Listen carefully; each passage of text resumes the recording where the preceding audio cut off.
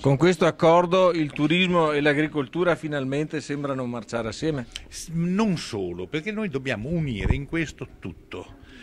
Qui partiamo da turismo e agricoltura, che sono le due attività forse più, l'una primaria, viene appunto definita l'agricoltura, l'altra è il turismo, che è la prima nostra azienda.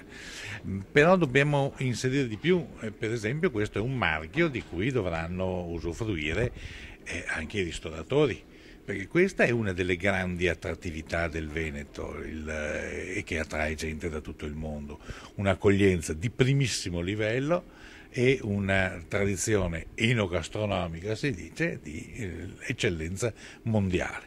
Ma abbiamo anche qualcos'altro, perché noi abbiamo un patrimonio di beni monumentali e artistici senza uguali al mondo, paragonabile per numero a quello dell'intera Francia.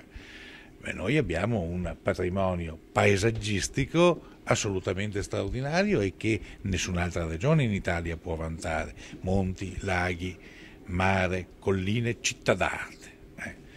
Senza ricorrere alla solita Venezia che tutto il mondo conosce, dove c'è un'altra città con mura come Montagnana? Appunto, dove c'è? Non c'è. C'è solo in Veneto, e queste sono le cose che noi dobbiamo far sapere, anche utilizzando un marchio che rechi un valore aggiunto. Quindi questo marchio dirà a tutti: il Veneto c'è, è qui, è bello ed è buono. No, dirà a tutti: questo è un prodotto DOC, per usare un termine non appropriato. Questa è una cosa nella quale riscontri le caratteristiche del Veneto.